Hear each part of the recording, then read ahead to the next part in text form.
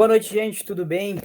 Sejam bem-vindos à segunda noite do terceiro Jornal, um evento do curso de jornalismo organizado pela Agência Experimental de Comunicação, a AGECOM. Eu sou o Carlos, acadêmico do curso de jornalismo e estagiário da AGECOM, e vou acompanhar vocês nessa noite. Agradecemos a todos os professores, alunos e demais participantes pela presença nesta noite. Em especial, agradecemos ao Maurício Sticer por aceitar nosso convite e ao professor Alisson, que fará a mediação das perguntas. Este terceiro jornal, que começou ontem, debate os assuntos do jornalismo para que os acadêmicos se conectem com a realidade da profissão.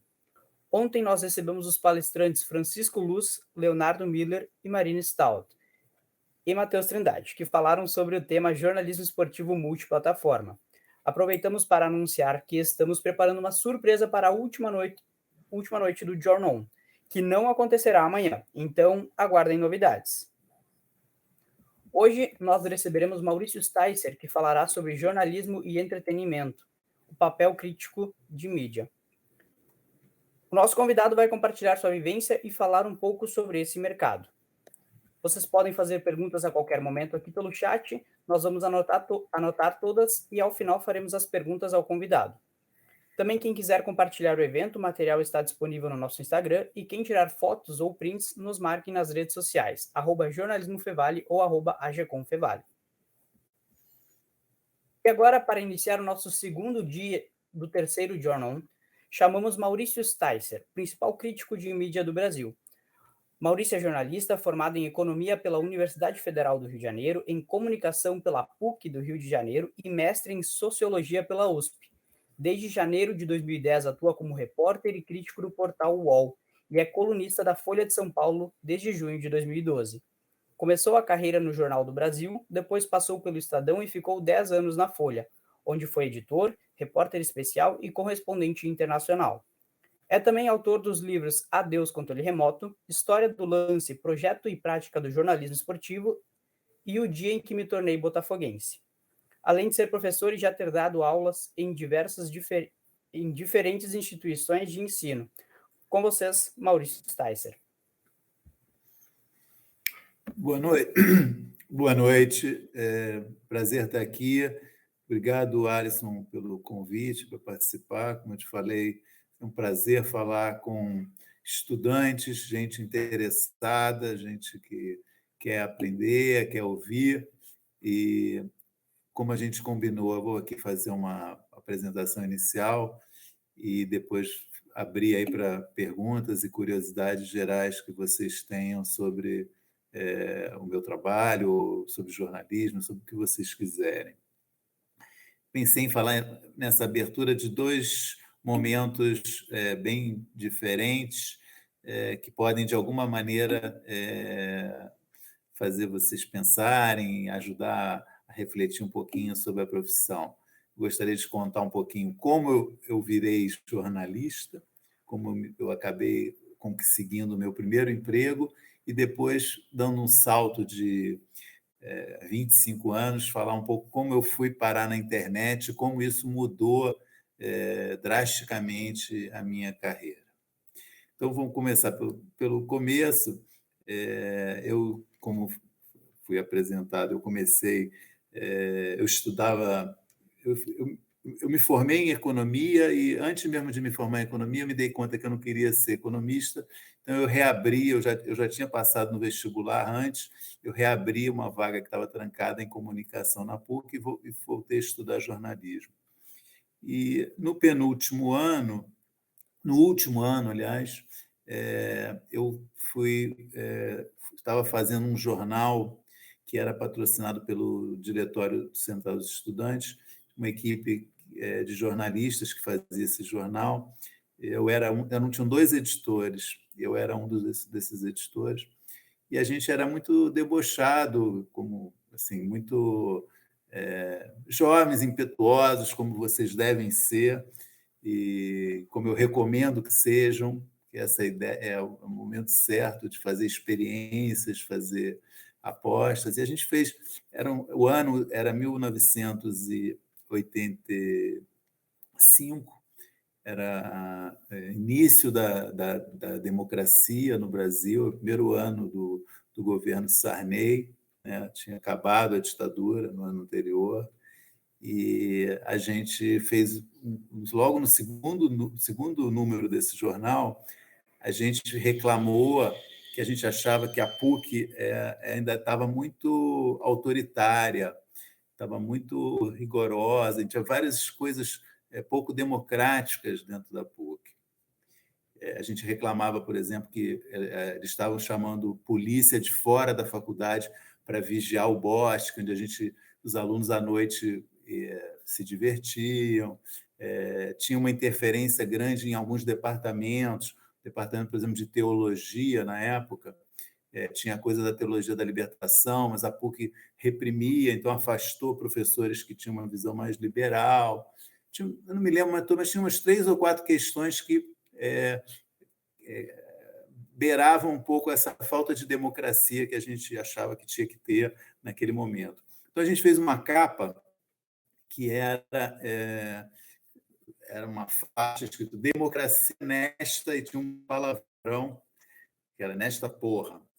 E botamos 2 pessoas no pilotis da PUC, que era no Rio, segurando uma faixa com esses dizeres. E o jornal circulou 1 ou 2 dias, foi recolhido pela reitoria, deu uma confusão danada.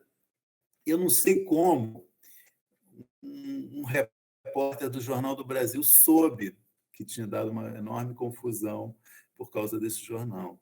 Eu fui chamado, tive que dar explicações, fui ameaçado de expulsão, foi um caos por causa do jornal. E aí ele foi na PUC, esse repórter, fez uma matéria, apurou, fez uma matéria, só que ele, no dia que ele foi lá, ele não me achou, não achou nenhum editor e publicou a matéria sem a versão dos editores, que é um pecado capital no jornalismo, você fazer uma matéria sem ouvir justamente as pessoas que causaram aquela confusão. Enfim, era uma época que não existia celular, ele provavelmente estava muita pressa, queria publicar logo, porque era um assunto, a decepção do reitor da PUC com os jovens seus alunos. Aí eu abro o Jornal do Brasil, o Caderno B, está lá a capa do meu jornal, e ninguém do jornal foi ouvido. Aí eu, enfim, estudante de jornalismo, já no último ano, peguei o telefone e liguei para o jornal. Falei, olha, queria falar com o repórter que fez essa matéria. Aí ele veio ao telefone e falei, poxa, você faz uma matéria dessa e não me ouve, não ouve nenhum editor. Ele falou, quer saber? Escreve um artigo para o jornal contando a sua versão. E aí eu, enfim, fiquei pensando sobre isso e escrevi um artigo e mandei para o jornal meu artigo. Fui lá, aliás, entregar para conhecer também. Isso foi uma oportunidade de eu ir no jornal, conhecer a equipe que fazia o jornal. E meu artigo foi lido. O editor do jornal gostou, era do Caderno B, gostou do artigo. E aí começou a me chamar para fazer freelancers, ainda no meu último ano da faculdade. E aí, assim, eu virei jornalista. Assim, eu mal terminei a faculdade, eu fui contratado, enfim, como repórter, tudo graças, eu acho, a uma combinação. De um lado, a impetuosidade de um jovem estudante que teve a coragem ali de chocar e, eventualmente, decepcionar o reitor da universidade, com palavras realmente eu não reproduziria hoje, chulas, mas que eram a expressão do sentimento que a gente tinha naquela época, e, ao mesmo tempo, por uma falha jornalística do jornal que foi tratado o assunto e que não me ouviu, não ouviu meus colegas, e que abriu a oportunidade para eu me expressar de um outro jeito. Eu acabei podendo escrever um artigo, e isso abriu as portas para eu começar meu trabalho no Jornal do Brasil, que era o sonho, na época, de todo jovem jornalista que gostava de trabalhar nessa área cultural, era trabalhar no Caderno B do Jornal do Brasil, e eu comecei exatamente por essa porta. Então, essa era a historinha que é verdadeira. Eu não sou coach, não estou aqui para ensinar ou estimular ou dar lições, mas contando uma história que realmente aconteceu comigo e que, enfim, acabou tendo uma importância muito grande na minha vida, na minha trajetória. A outra mudança importante, uma decisão muito importante também que eu tomei, foi em 2008. Aí eu já era jornalista, já tinha quase 50 anos, tinha 48 anos, já era jornalista há mais de 20 e poucos anos, sempre tinha trabalhado na mídia impressa, em jornais e revistas, e eu tinha feito uma pausa para fazer um mestrado, escrever a minha dissertação de mestrado. Eu fiquei 6 meses em casa escrevendo. Essa é um livro que foi citado na abertura. Eu escrevi sobre a criação do Diário Lance, o jornal de esporte, que eu participei, eu fui um membro da equipe. Então, eu escrevi uma dissertação de mestrado, foi sobre a história do jornal, e ela foi depois publicada em livro. Então, eu estava um pouco assim, tinha acabado de escrever, de publicar, de defender, e tinha algumas ofertas de trabalho, isso em 2008, e uma de uma revista, uma de um jornal e uma terceira de um portal da internet chamado IG. Não sei se vocês conhecem, ainda existe, mas naquela época ele era importante, tinha uma presença maior do que tem hoje. Hoje ele tem uma presença menor. E foi assim, um momento para mim, primeiro, muita satisfação, que eu tinha três opções de trabalho, que é uma coisa rara, isso hoje em dia praticamente inédita, mas em 2008 ainda isso aconteceu, assim. Enfim, eu acho que eu tinha feito também muita por merecer isso, eu tinha feito bastante coisa já até ter chegado naquele ponto, mas eu tive essas 3 opções de emprego e, por uma intuição minha, eram boas opções, tanto a da revista quanto a do jornal, mas eu tive a intuição de falar, eu tenho que ir para a internet. Eu vou aceitar esse convite de ir para a internet. E hoje parece uma coisa absolutamente fácil, óbvia, mas em 2008, para um jornalista da minha geração, um cara que tinha 48 anos, não foi uma decisão simples. Assim, as pessoas da minha geração, a maior parte, continuavam em jornais e revistas. As pessoas que tinham 45 a 50 anos em 2008 continuavam preferindo trabalhar em jornais e revistas e olhavam para a internet como uma coisa menos importante, menos nobre. E realmente, eu não estou dizendo que eu fui o primeiro, já havia vários jornalistas, o UOL já existia há muitos anos, o próprio IG já existia, mas ainda não estavam fazendo tanto investimento em repórteres e em criadores de conteúdo. Tinha muita gente que era gente de redação, muitos editores, mas não tanto em repórteres.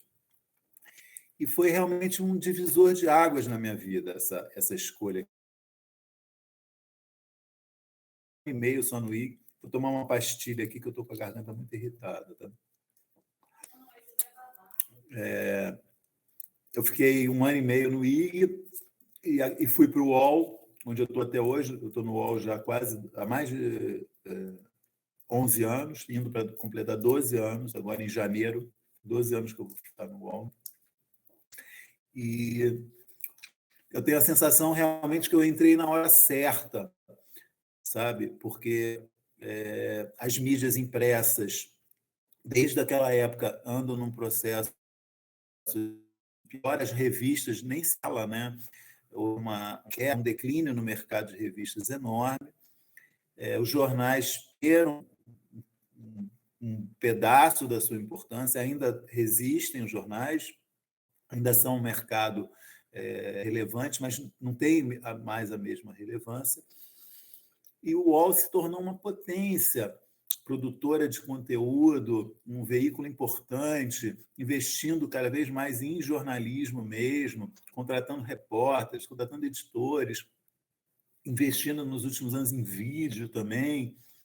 Enfim, eu me sinto muito bem, muito feliz de ter feito essa opção. E aí, nesse caso, realmente não tenho muito o que ensinar, não sei dizer que foi uma intuição. foi um feeling meu que eu devia ir para a internet naquele ano de 2008 e realmente foi um divisor de águas para mim. Para encerrar essa exposição, eu queria falar um pouquinho sobre esse ambiente hoje do jornalismo digital, como eu enxergo isso e como eu vejo as oportunidades que podem ter para jovens estudantes. Há alguns ambientes onde está se fazendo ainda, onde o jornalismo é algo muito importante, onde estão ocorrendo investimentos importantes em jornalismo. A internet, né, é um deles, televisão ainda é outro campo muito importante. E, curiosamente, se você observar, a internet está investindo muito em televisão, né? Quer dizer, o consumo de vídeo, de jornalismo em forma de vídeo, é cada vez uma coisa mais importante no UOL e em outros portais de internet. No G1 nem se fala também, que é ligado à Globo.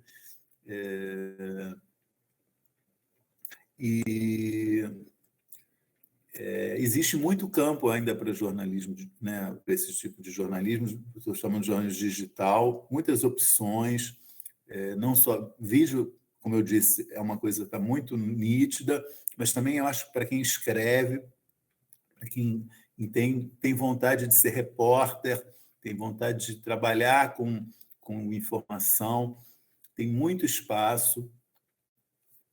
É óbvio que também você olha, você ouve o pessoal, estão demitindo.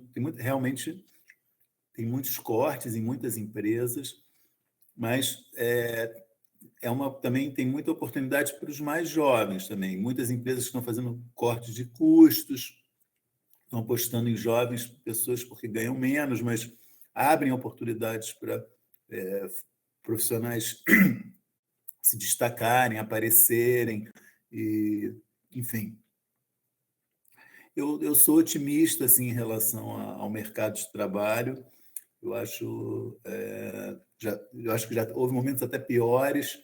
Acho que hoje a gente está vivendo um momento de investimento, alguns bons investimentos em mídia, televisão, novos canais, CNN, né, Brasil, que está investindo em jornalismo, fala assim, mais canais de notícias que estão para surgir na TV por assinatura,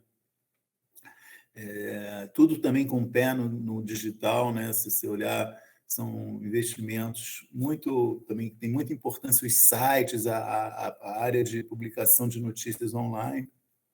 Enfim, eu acabei não falando uma coisa que o Alisson tinha pedido, que era um pouco sobre o trabalho do crítico, mas eu posso talvez responder depois a perguntas sobre isso. Queria abrir aí, não sei se já falei muito, eu acho, nessa primeira participação. Pessoal, assim, vocês podem ir colocando as perguntas de vocês no chat, né? Quando elas forem entrando, eu já vou encaminhando também e a gente vai conversando por aqui. Mas eu acho que tem uma coisa que é razoavelmente distante do dia a dia dos estudantes, que é justamente a função do crítico, né? A gente teve aqui na FEVAL um projeto chamado Mídia em Foco, que o professor Marcos Santuário tocou aqui, e hoje a gente não tem, mas quem sabe a gente pode voltar a tê-lo, que era um projeto de observação e crítica de mídia, mas desenvolvido alguns anos atrás. E eu queria que tu falasse primeiro assim dessa passagem, que você fez um monte de coisas, foi editor, ajudou a fundar a revista, e aí daqui a pouco você se vê crítico, assim, como é que foi essa passagem de uma coisa para outra? Boa, legal. Isso é uma história também divertida, que é a seguinte, quando eu fui trabalhar no IG, eu ouvia muito falar em blog, as pessoas tinham blog, né? Era um negócio... E eu fui lá para ser repórter, não tinha a ver com blog. Eles me contrataram para ser um repórter, fazer matérias e tal. Eu perguntei, mas vem cá, eu não vou ter um blog também, não? Todo mundo tem blog. Você quer um blog? Tá bom, a gente vai te dar um blog, mas você vai ser repórter. Se você quiser, você escreve também no seu blog. E aí eu comecei a tratar o blog como assim, um registro das coisas que eu via e fazia. Então, eu ia ver um filme, eu escrevia uma nota sobre o filme. Eu li um livro legal, escrevia no blog sobre o livro que eu li. E isso continuando lá fazendo reportagens sérias, e eu não era nem fazia reportagens de entretenimento, mas também fazia reportagem política, reportagem sobre coisas da cidade, saúde, justiça. Era um repórter geral, assim, fazia tudo. E lá fazendo meu blog. Vi um programa de televisão, fazia um post no blog e tal. E aí eu comecei a observar, sempre que eu escrevia sobre televisão, parecia muita gente para comentar. Era um negócio assim, muita gente. E 2008 é o ano em que, na verdade, existe desde 2007, mas começa a pegar no Brasil o Twitter. Ele foi, acho que, fundado em 2007, 2006 ou 2007, mas quando as pessoas começam a falar, eu tenho Twitter, é 2008. E aí uma menina que está lá no Wiki fala assim, eu vou criar uma conta para você no Twitter. Eu falei, o que é Twitter? Você vai entrar no Twitter. E aí eu entrei. E aí eu comecei escrevendo sobre televisão, vendo que as pessoas no Twitter também só queriam falar de televisão e vendo a repercussão que começou a ter os textos que eu fazia sobre televisão, comecei a levar aquilo mais a sério. Comecei a falar, pô, isso aqui não é só uma brincadeira. E alguém no IG também percebeu isso. E aí, no início de 2009, quando começou o BBB 9, o IG falou para mim, você não quer fazer uma coluna sobre o BBB? Escrever sobre o BBB? Eu falei, eu? Eu assistia BBB assim, recreativamente. Eu tinha visto o BBB 1 de forma muito séria, e depois eu vi assim, algumas edições, eu sabia o que aconteceu em algumas, mas eu não assistia religiosamente o BBB. E aí eu fui assistir o BBB 9, todo dia, fazer uma coluna. E aí comecei a fazer esse exercício de observar a televisão e escrever sobre televisão, né? E aí ampliei, quer dizer, além de BBB, comecei novela, séries, coisas que eu estava vendo, programas,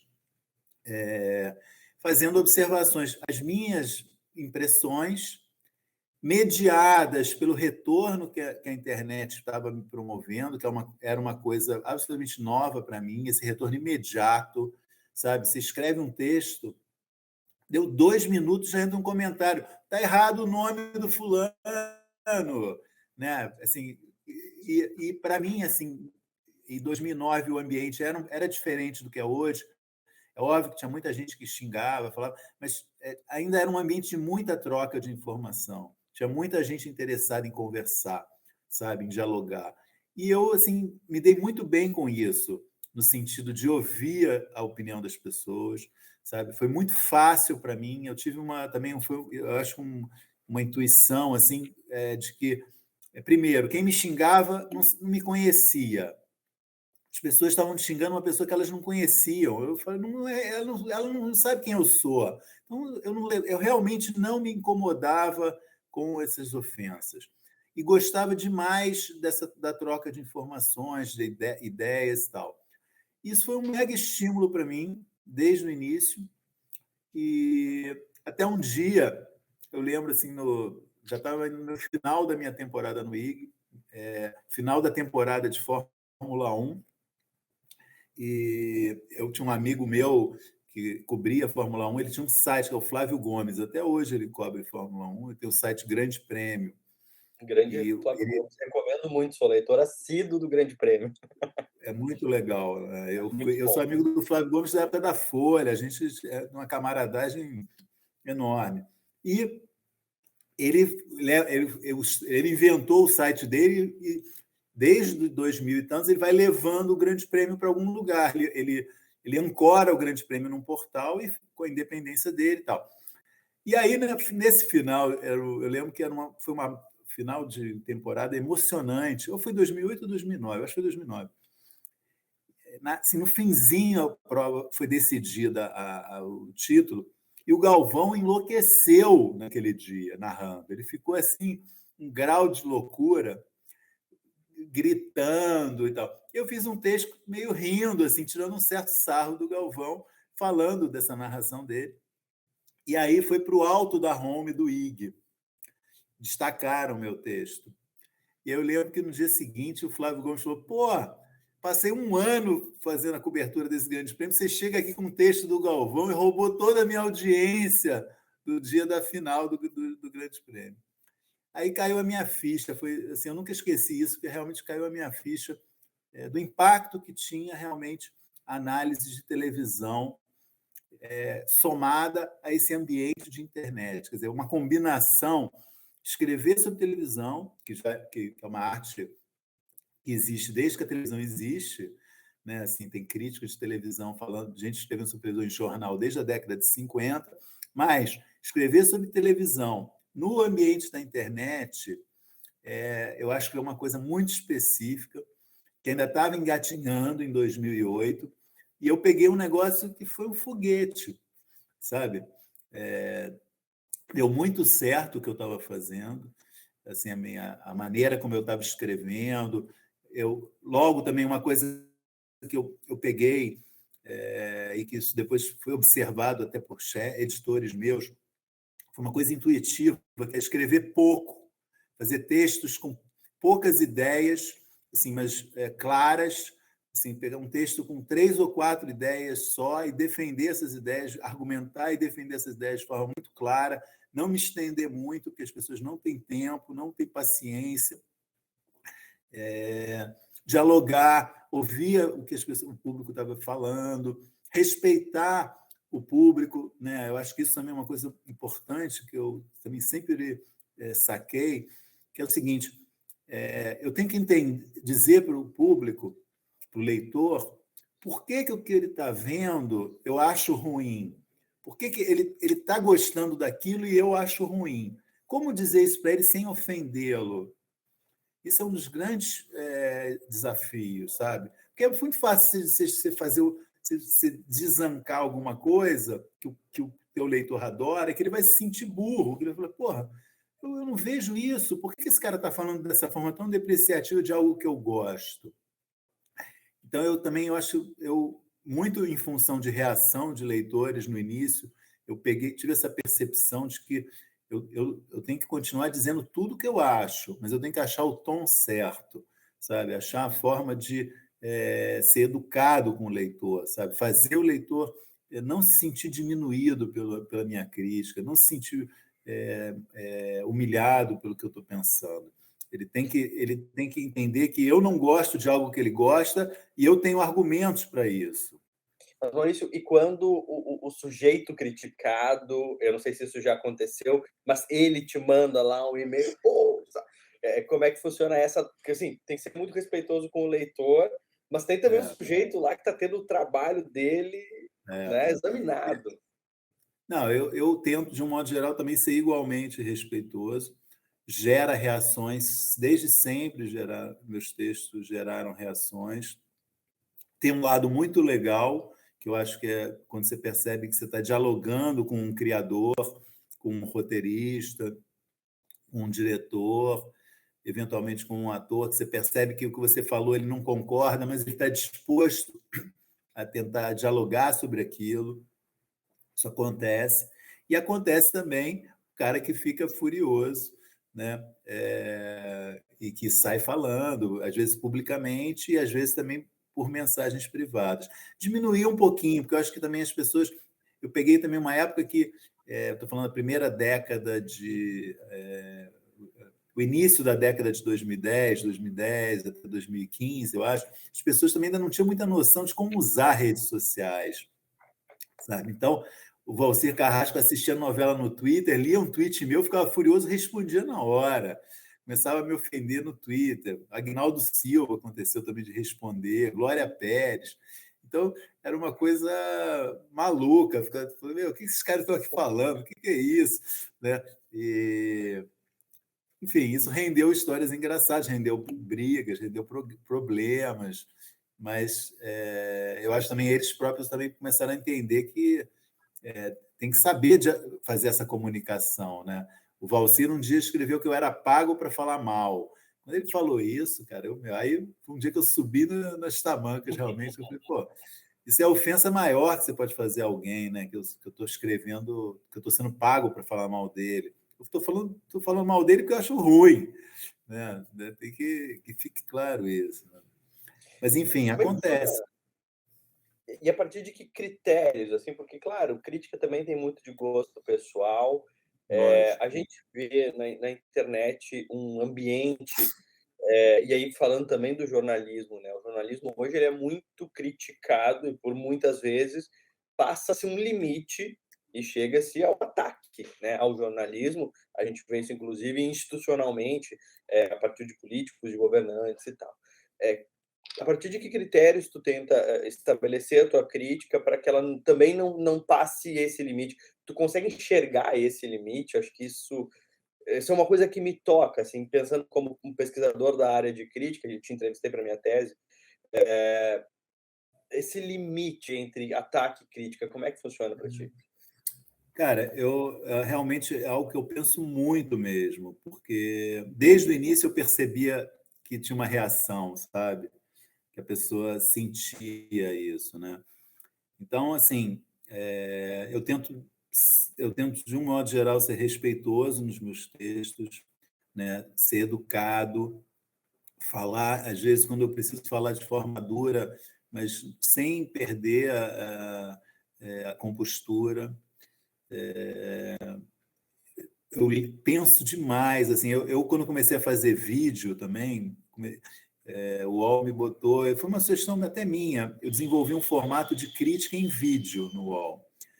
E aí, no início, eu sofria muito porque eu não tinha o controle tão seguro de quanto eu tinha no texto escrito, sabe? Eu ficava muito tenso de não estar falando, porque realmente, quando eu estou fazendo uma crítica, eu meço cada palavra, Alisson, um negócio assim, fico olhando, releio. Crítica, eu estou falando crítica, não reportagens, não textos leves e tal, mas a crítica mesmo, sei lá, a estreia de uma novela. Né? Quando fazia esse texto, era cada palavra muito medida. Mas, enfim, às vezes você erra também, né? Erra o tom, às vezes você comete acidentes, mas eu tenho realmente muito cuidado. Agora, recentemente, aí uma outra coisa que é o Twitter, né? Que eu nunca considerei o Twitter um lugar profissional para mim. Eu sempre tratei o Twitter como um lugar de divertimento, que é óbvio, reverte público para mim, porque as pessoas leem meu Twitter e vão ler meus textos na Você coluna tem no quase UOL. 350.000 seguidores lá, então Exatamente. isso Um outdoor do meu trabalho, mas não é o meu trabalho.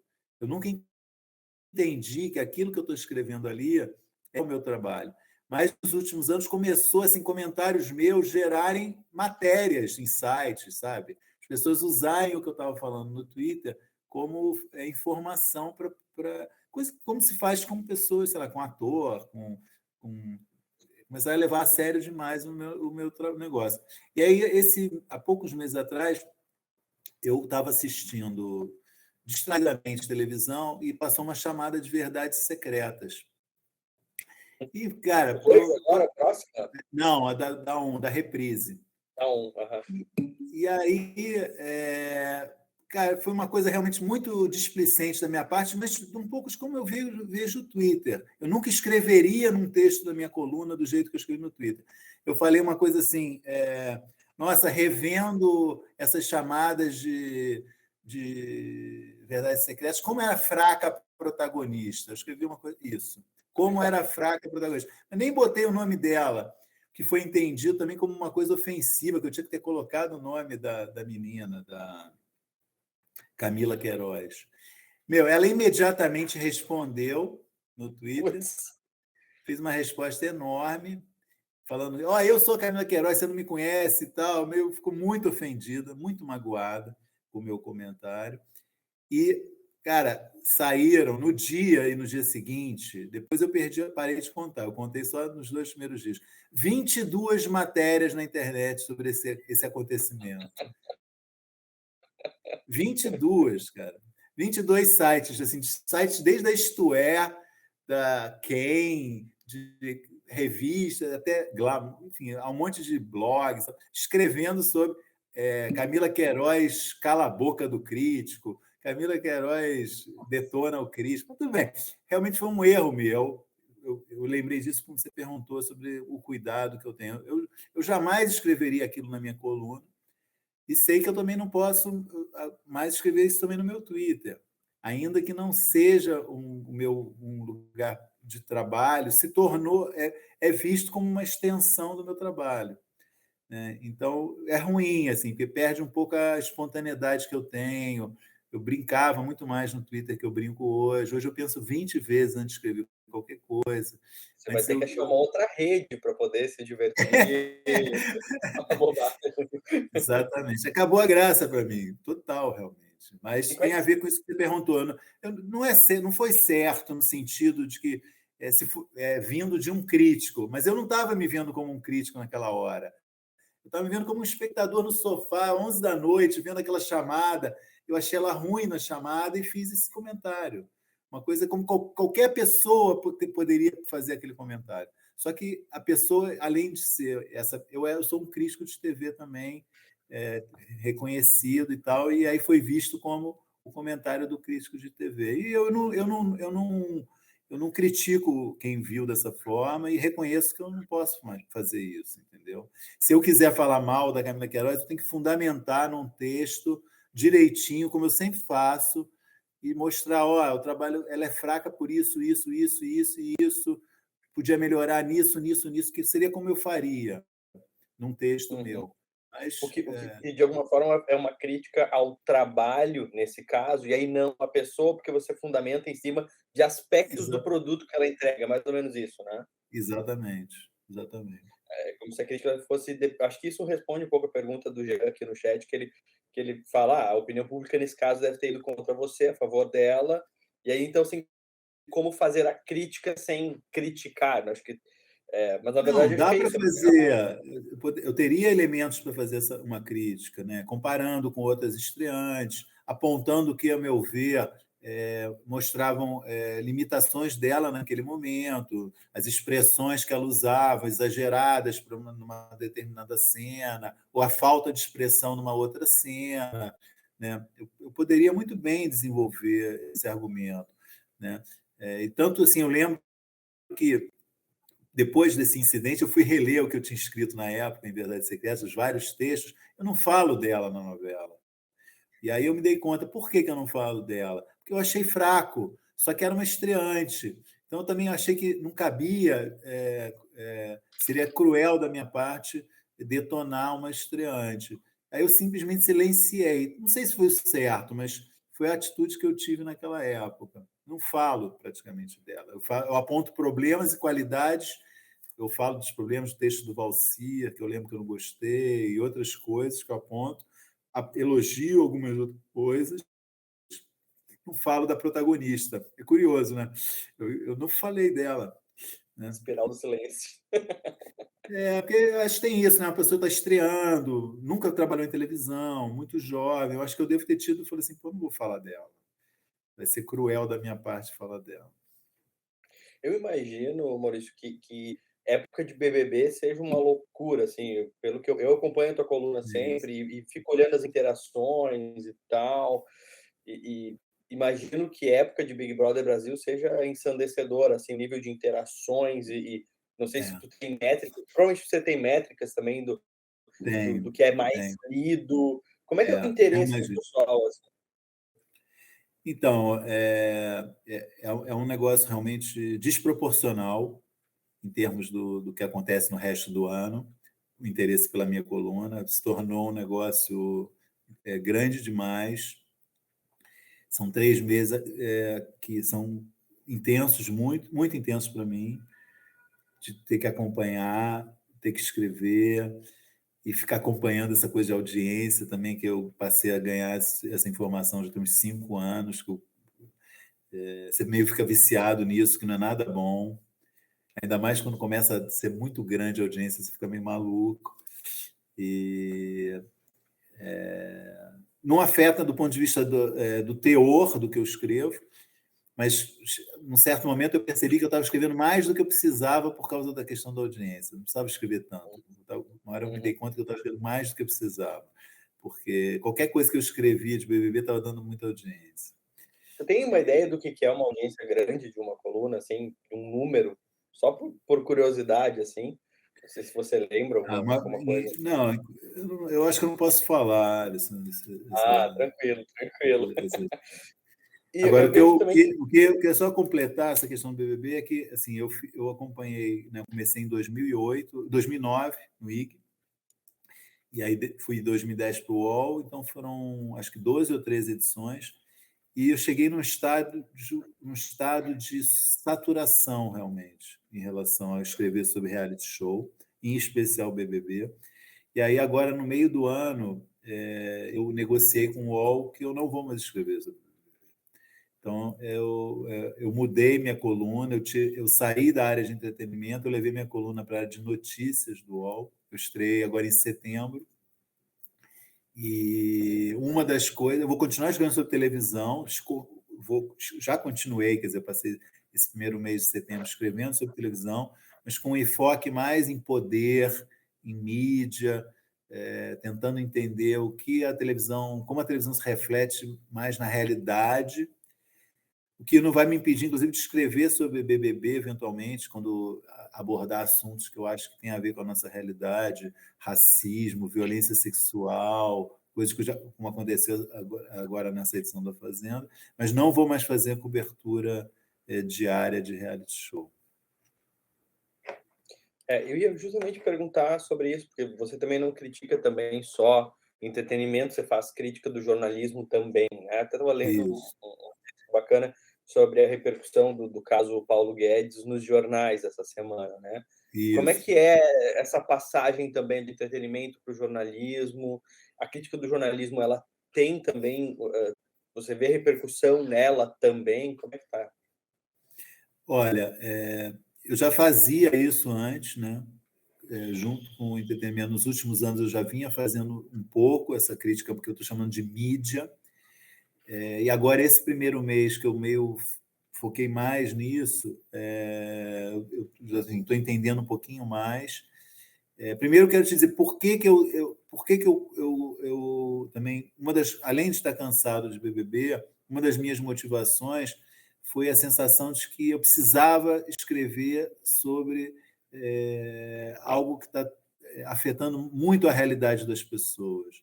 Eu acho que esses últimos 3 anos do governo Bolsonaro, por vários motivos, mas uma postura dele muito agressiva em relação à mídia, a questão de fake news, depois a pandemia, excesso de desinformação, várias questões que, a mim, como pessoa e como jornalista, começaram a me mobilizar, a me motivar a escrever sobre isso, a achar que eu precisava, eu tinha uma responsabilidade, enquanto um jornalista que acompanha a televisão, de tratar disso, de num dia que acontece uma coisa muito importante, olhar como que os telejornais estão dando isso, como que questões políticas estão influenciando o jornalismo, né?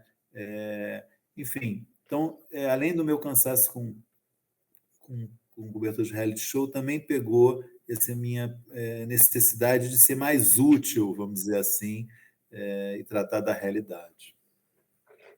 Em Agora, relação ainda a tem menos repercussão, só para concluir, tem menos repercussão que quando eu escrevo sobre entretenimento.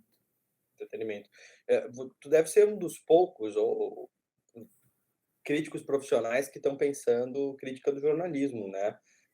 Como é que tu avalia esse cenário crítico, assim, e o quanto isso faz falta para o nosso meio jornalístico? A gente vê em outros países isso muito mais avançado, muito mais comum uma crítica do jornalismo, né? E aqui isso engatinhando. Profissionalmente tem você, e eu sinceramente nem lembro de outros nomes que façam isso com regularidade, né? Você meio que já respondeu isso, né? Eu acho que tem um problema realmente no Brasil, né? Eu acho que são duas questões. Uma é o fato da mídia no Brasil, de um modo geral, ser familiar, ser fundada em bases Uhum. familiares, né? As empresas são empresas de capital fechado, então elas não devem satisfação à opinião pública. Então, você não tem acesso a informações como você tem nos Estados Unidos, por exemplo, que a grande maioria, eu acho que toda a mídia são empresas de capital aberto, estão na Bolsa de Valores, então tudo que elas fazem, elas precisam dar satisfação. Então, você tem muita informação, aqui não tem. E segundo, eu acho que tem como posso dizer isso?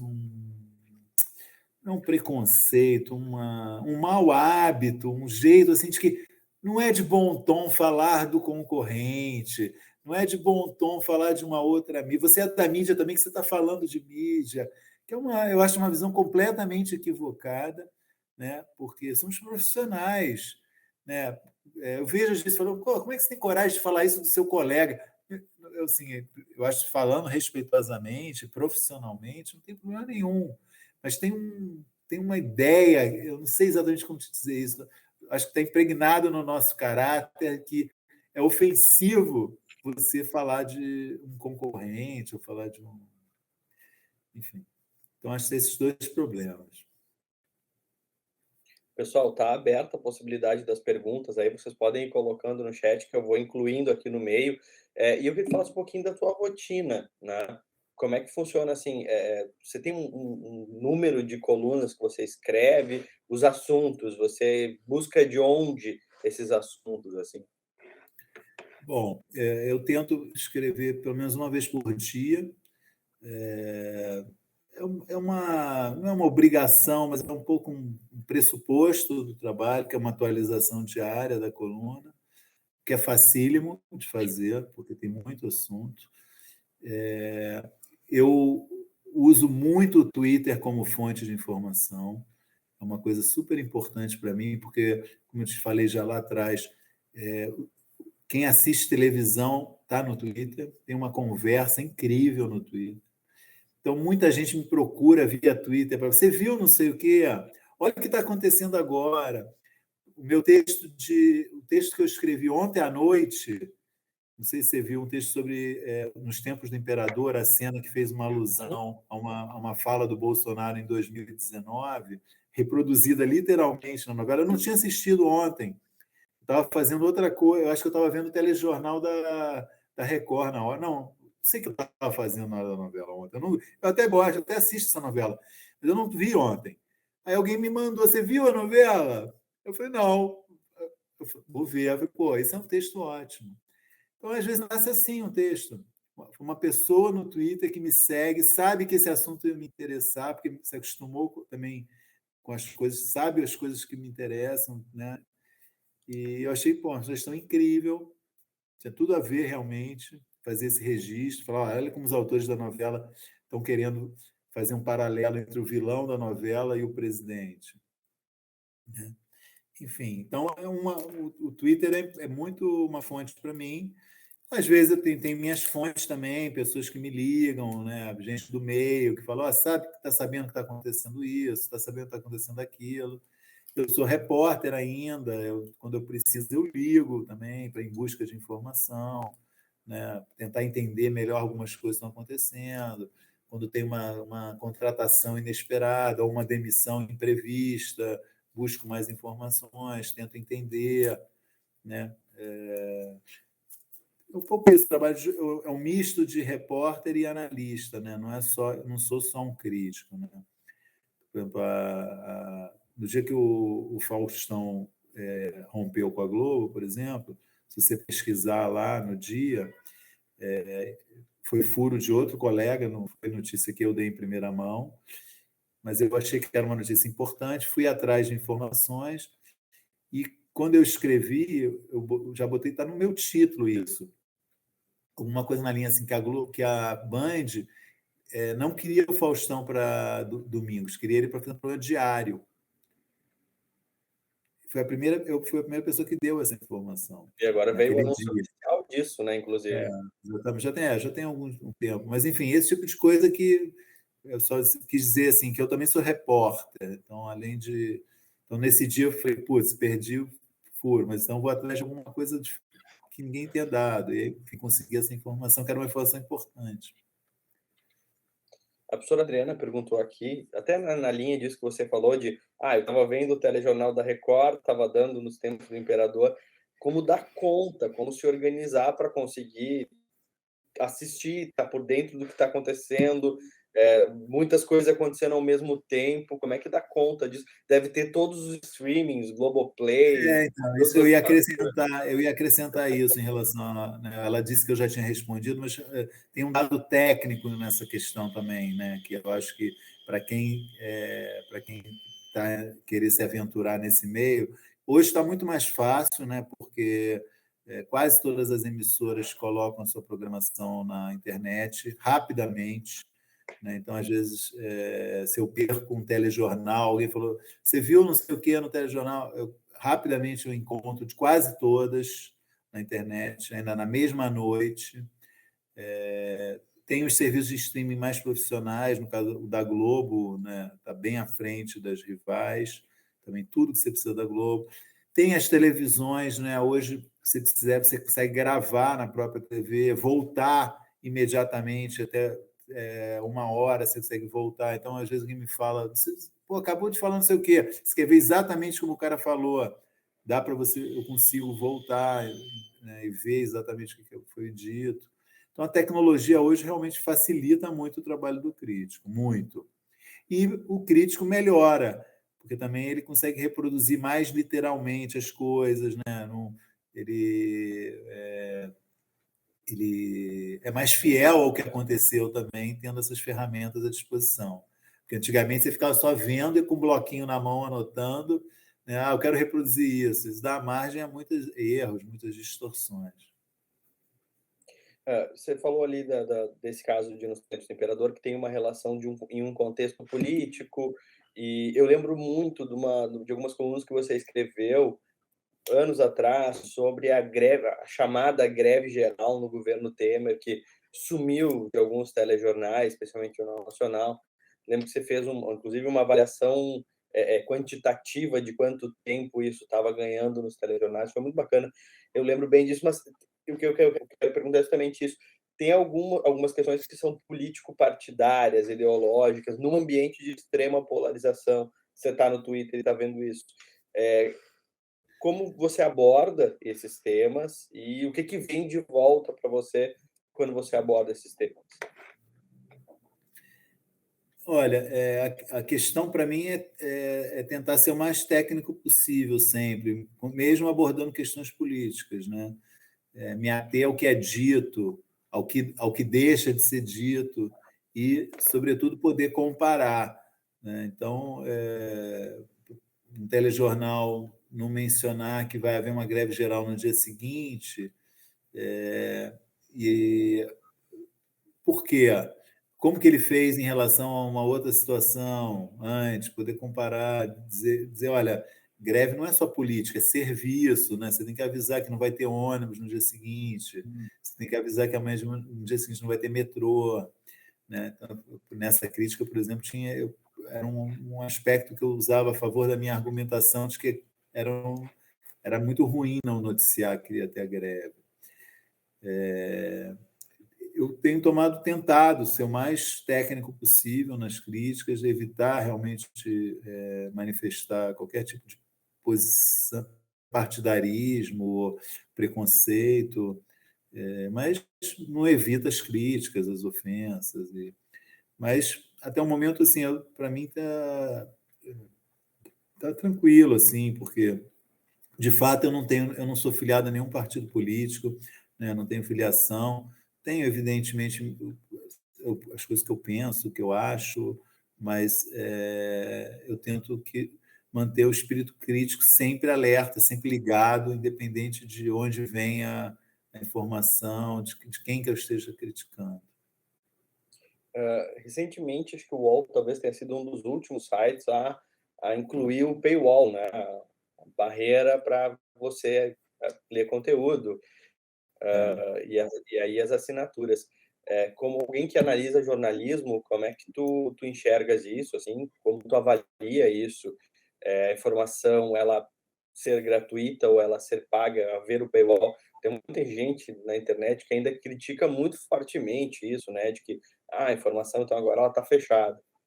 Para você, como é que isso bate? É difícil de falar, Alisson, porque realmente eu não tenho informações sobre por que a empresa está recorrendo a isso ou deixando de recorrer, no caso do UOL. Né? Assim, o que eu sei, por exemplo, que eu acompanhei muito, também li muito, a decisão do New York Times lá atrás de fazer isso.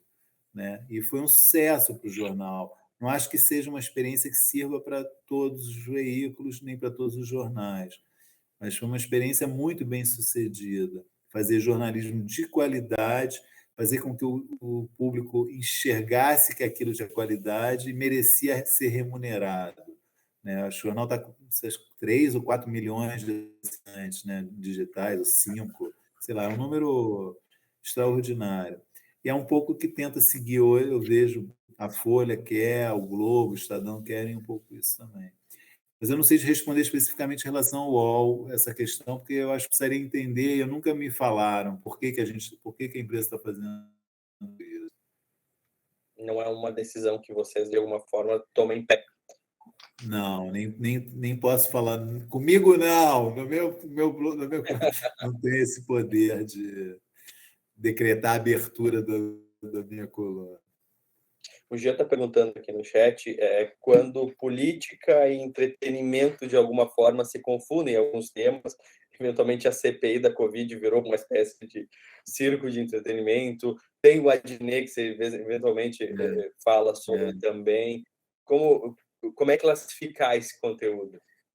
Não, isso reforçou essa minha mudança, sabe? É um dos argumentos que eu apresentei quando eu quis mudar a coluna de sair de TV e Famosos, que depois passou a chamar Splash, né, no último ano, e levar para notícias. Um dos motivos foi esse. Eu falei, olha, esses assuntos estão muito próximos um do outro. Né? Eu acho que cabe uma coluna ela ficar um pouquinho mais séria, mas sem perder os assuntos que são também da outra área. Né?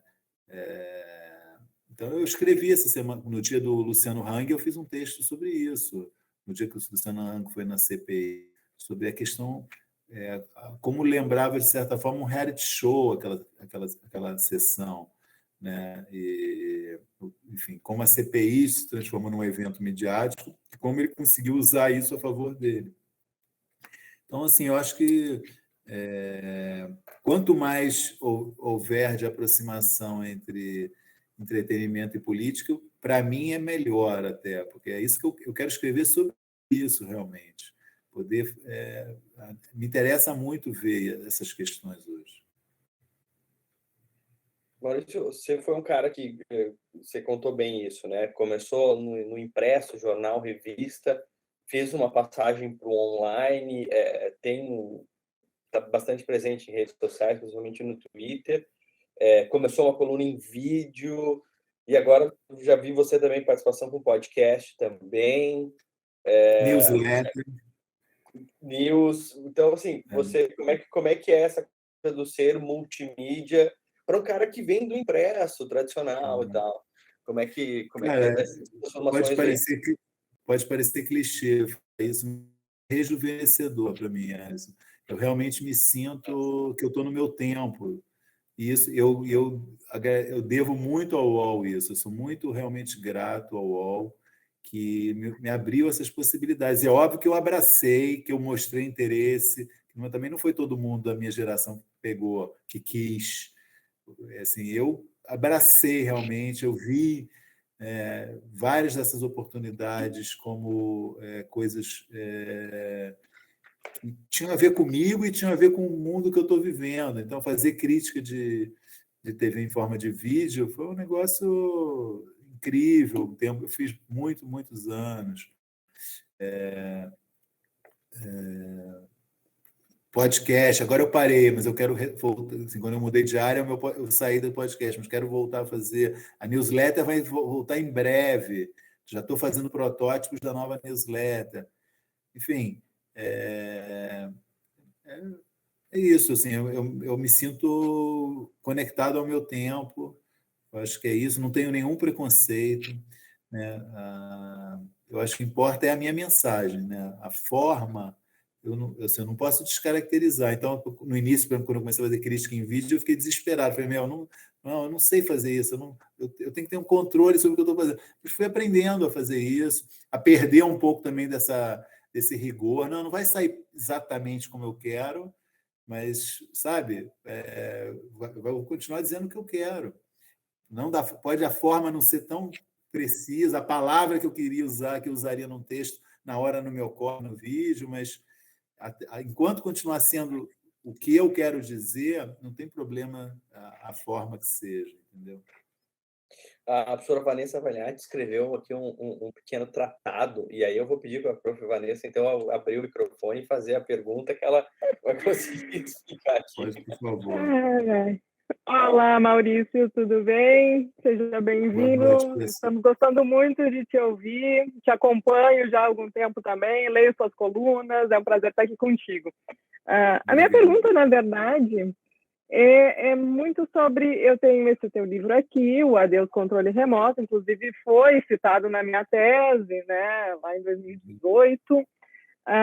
Enfim, eu queria só te ouvir um pouquinho sobre esse cenário, né? Eu sei que, bom, a gente está falando bastante de crítica aqui, mas como eu te acompanho também nesse outro aspecto, lendo suas colunas sobre o streaming e tudo mais, eu queria conversar um pouquinho contigo sobre isso, assim, para te ouvir com relação a essas modificações, né? A gente sabe, o livro ele permanece atual, é claro, os textos ali, essas modificações Poderia atualizar. permanecem. Não, sem dúvida, mas eu queria te ouvir assim, no cenário atual, Claro. aqui, Brasil, né, 2021, né? Como é que você enxerga ainda essas modificações que seguem acontecendo? Porque esses nossos objetos de tecnologia, eles modificam o tempo inteiro, né? Novas plataformas, novas, né, formas de produzir, enfim, sistema de recomendação algorítmica e tudo mais, tudo isso se modifica o tempo inteiro, né? E aí, hoje, Brasil 2021, né, como é que você analisaria esse cenário, assim, né? Porque a gente vê, por exemplo, de lá para cá, a entrada de muitos players no mercado, né? Que não estavam na época em que eu fiz minha tese, em que tu escreveu o livro, enfim. E esse cenário já se modificou de novo, né? A gente falava, né, de uma era de ouro da produção seriada, enfim. Eu queria te ouvir sobre isso também. Acho que a gente permanece nessa era de ouro ou se já houve modificação no sentido de, com essa profusão, né, com esse excesso de séries que a gente tem hoje, fica até difícil, né, para o consumidor escolher, né, para a audiência escolher o que assistir. Então, o trabalho da mídia em si, em fazer essa curadoria, se torna muito essencial, né, nesse processo. Enfim, estou eu aqui falando um monte de coisas sobre tese, mas eu quero te ouvir mesmo, né?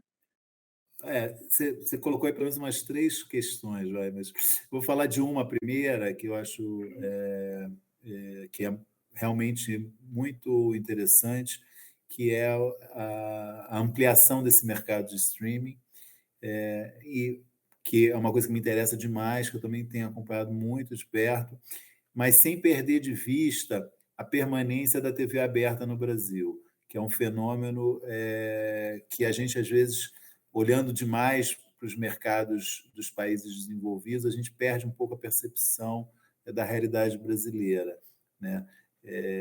A TV aberta continua muito presente.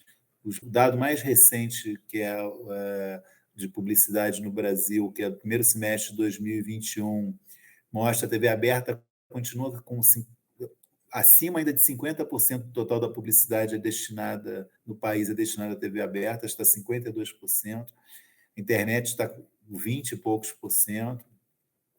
Então, TV paga está, acho que 9%.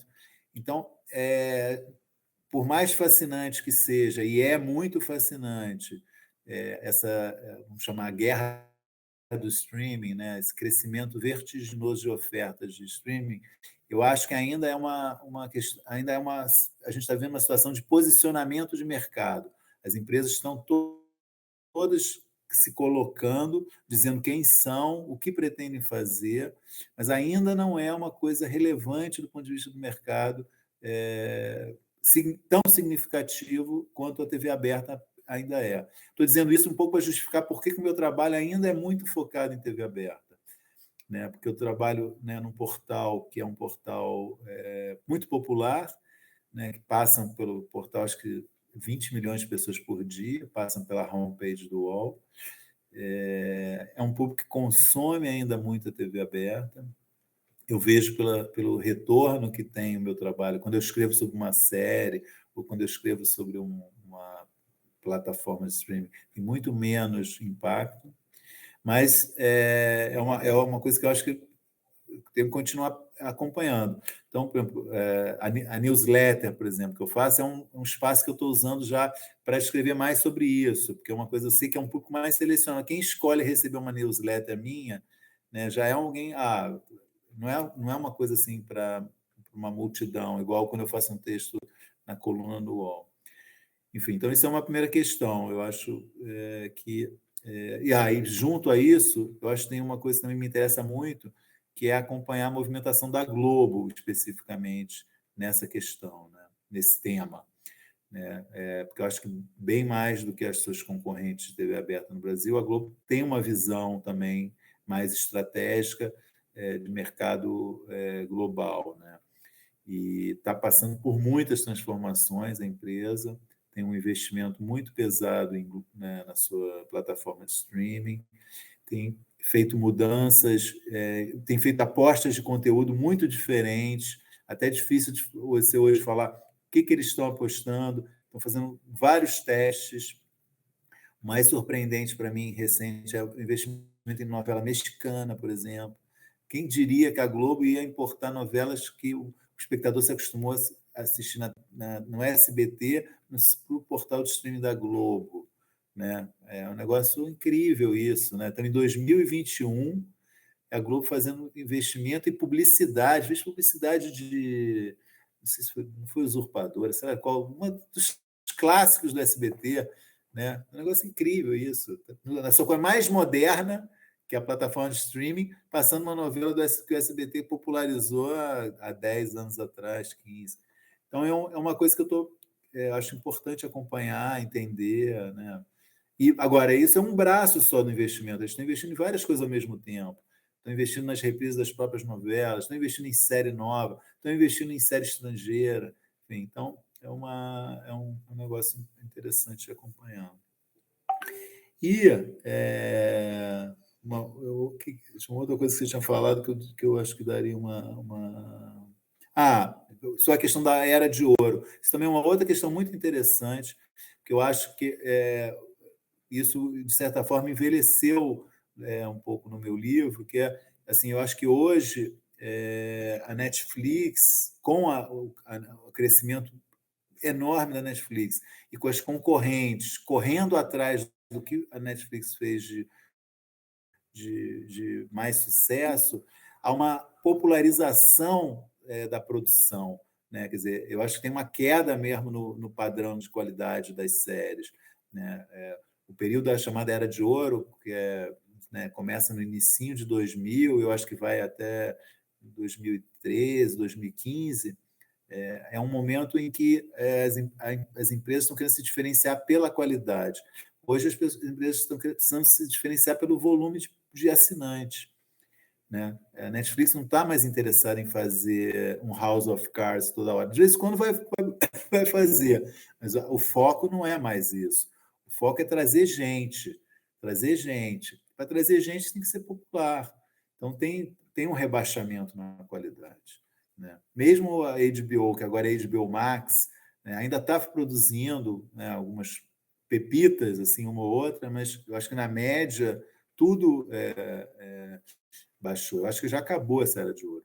Eu acho que eu até escrevi na Folha, acho que há 1 ou 2 anos atrás, que acabou, não tem mais essa Era de Ouro. Estão vendo uma outra coisa hoje. Já passou isso aí.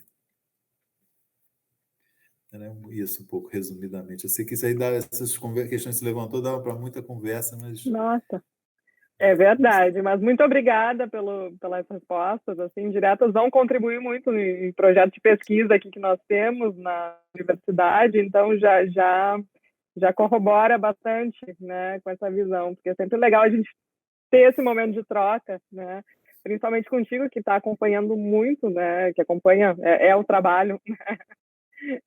Por ofício, né, acompanhar essas plataformas. Muito obrigada mesmo. E seguimos. Alisson, vou te devolver o microfone. Tranquilo.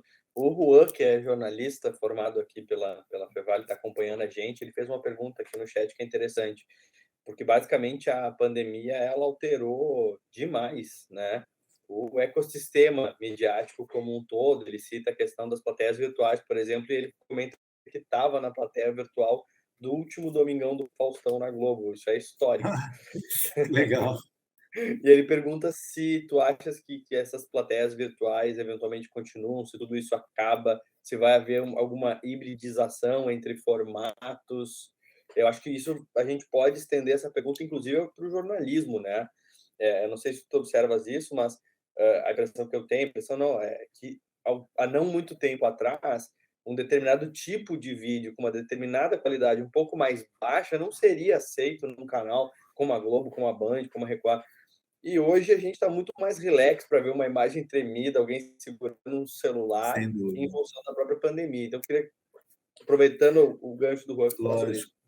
Olha, eu acho assim, sobre programas de auditório, eu acho que a pandemia é uma desgraça mesmo, né? Porque a questão do auditório não é à toa que chama programa de auditório, né? Quer dizer, é a essência do negócio, né? O calor, aquela sensação de que aquelas pessoas que estão lá estão representando quem está em casa, né? Eu acho muito da mágica do programa de auditório é que a reação do auditório, ela de alguma maneira ela viaja até quem está assistindo em casa. Quer dizer, aquela pessoa está rindo no auditório, ela te representa de alguma forma. No momento que some essas pessoas, não é mais um programa de auditório, né?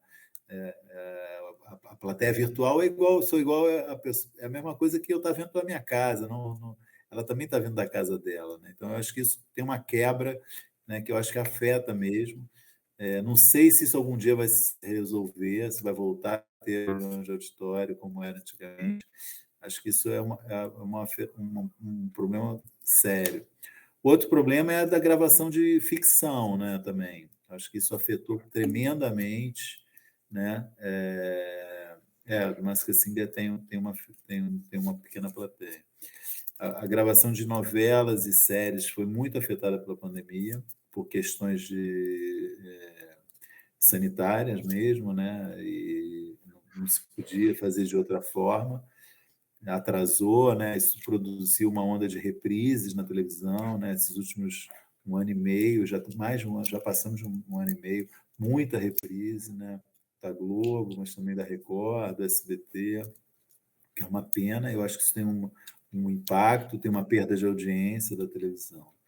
E, por fim, tem esse lado que você trouxe, que eu concordo, que o jornalismo se virou muito bem, né, na pandemia. Acho que se adaptou bem, tem uma diminuição realmente da expectativa de qualidade técnica, que a gente passou a aceitar uma qualidade um pouquinho, uma qualidade menor, né? E é muito mais prático, né? Realmente. Você não precisa ir. É óbvio que se eu estiver falando num auditório da faculdade e quiser depois escrever o que aconteceu, vai ser muito melhor eu estar lá presente, ter detalhes, coisas que eu não estou conseguindo ver aqui pelo vídeo e tal. Tem uma perda realmente para o trabalho, né, de reportagem. Mas é algo aceitável, né? Até um certo ponto que você consegue resolver com vídeos, etc. O Theo até está comentando que na opinião dele, Amor de Mãe voltou péssima na segunda fase. Que problemático. E aí eu queria, seguindo nessa linha do pós-pandemia, saber de ti,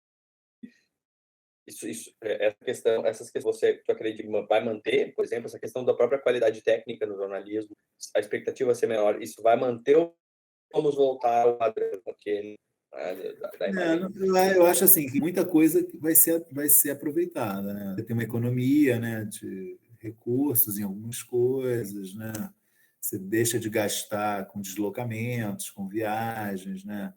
Então, eu acho que sabendo que dá para fazer assim, o cara da planilha de custos vai falar, olha, em vez de fazer 3 matérias presenciais essa semana, vamos fazer só uma, vamos fazer 2 dessa maneira remota, entendeu? Quando tiver tudo liberado, eu acho que, né? porque é possível realmente, né? Tudo bem, cai a qualidade, mas é possível. O Jean pergunta sobre o padrão Globo, se isso não afeta de alguma forma, né? Não, sem dúvida que afeta, mas eu acho que chega uma hora que tem que ser um pouco. Tem uma racionalidade aí, né? Tem uma questão. Também estamos vivendo uma época de contenção de custos, né? Receitas também, né? Diminuírem em todas as áreas. Então.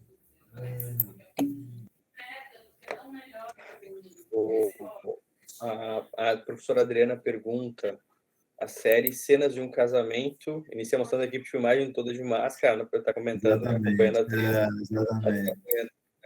É um recurso muito legal que eles fazem, um pouco para dizer, olha, a gente gravou nessas condições, né? Agora, a série é fogo, né? Muito dura de assistir.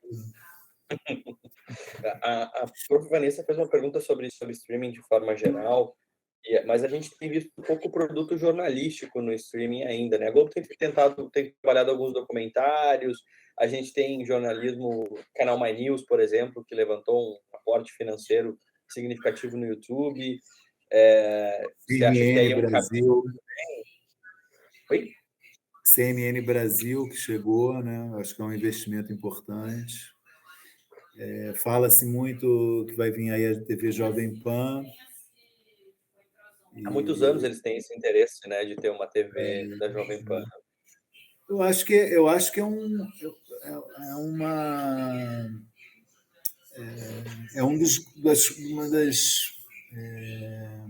das coisas de mais valor para a televisão é o jornalismo e o jornalismo ao vivo. Acho que é uma das. Eu lembro do Boni falar isso acho que 10 ou 15 anos atrás, quando perguntava como é que vai ser o futuro da televisão, ele fala do jornalismo ao vivo como uma das coisas que vai estar presente no futuro da televisão. Eu acho que ele está muito certo nisso. Agora, a questão é aonde você vai assistir, como você vai assistir, né? Quer dizer, a internet, os sites estão fazendo esse papel, né? O UOL é um exemplo disso, o investimento enorme nisso, canais a cabo, canais tipo My News no YouTube, né? Está mudando isso, a plataforma, né? Mas o valor que se dá ao jornalismo ao vivo não diminui, só aumenta. No mínimo permanece igual, mas acho que está aumentando. Já estou aqui com vários ruídos aqui na minha casa, está chegando. Daqui a pouco, não sei se vai ter que fazer uma pausa, tá? Aqui, vamos ter que. Oi? Daqui a pouco eu vou precisar sair. Porque não sei que horas você planejou, até que horas que era a aula. A gente vai encerrando em seguida, então já vou encaminhando a última pergunta, já que eu tinha aqui mesmo na manga. Nós tínhamos previsto até 9 e pouquinho sempre, então estamos bem no horário, mas assim, queria finalizar te perguntando então, aproveitando que estamos com um público de jornalistas, futuros jornalistas, tu foi te reinventando ao longo do tempo, trocando mídias, as dicas para essa gurizada que está começando, futuros caminhos e aquele exercíciozinho básico de futurologia que todo mundo não gosta de fazer, mas que a gente pergunta para ver se sai, assim, para onde é que a gente vai caminhar, né? E o Juan também deixa uma última pergunta. Jornalismo esportivo, esportivo de TV, né? Eu acho que vale o que eu falei sobre o jornalismo ao vivo, acho que vale para o jornalismo esportivo, que assim o evento ao vivo, como uma partida de futebol, é uma das coisas de maior valor, porque você tem que ver isso em algum lugar, né? Então, assim, quem tiver condições de mostrar o que está acontecendo ao vivo, né? E assistir uma partida que já aconteceu não tem interesse nenhum, né? Só o fanático que gosta de ver a reprise do seu time quando ele ganha, né? Então, o esporte ao vivo é uma coisa muito valiosa. Acho que tem, e junto com ela o jornalismo esportivo que acompanha. Embora sejam coisas diferentes, né? A transmissão esportiva, que é um evento quase da área do entretenimento, e o jornalismo esportivo. Sobre conselhos, a gente está falando aqui muito de tecnologia, de streaming, de vídeo, né? Que eu acho que é por aí que vai o negócio. Mas eu acho que o conselho que eu dou, mesmo para quem que tenha um sonho de apresentar o Jornal Nacional, que é um tem, né? O cara, o sonho da pessoa apresentar o Jornal Nacional, mesmo para quem está com esse sonho, a minha recomendação é ler. Leitura. Isso é assim, a coisa fundamental. É a hora que você não pode sair da faculdade sem ter lido muito, né? Porque lendo você enriquece culturalmente, você ganha peso para poder falar, para poder argumentar, e você aprende a escrever lendo, né? Tudo de bom que você precisa está na literatura, está nos bons livros de não ficção, que tem muito livro de não ficção que interessa ao jornalismo, os livros sobre jornalismo.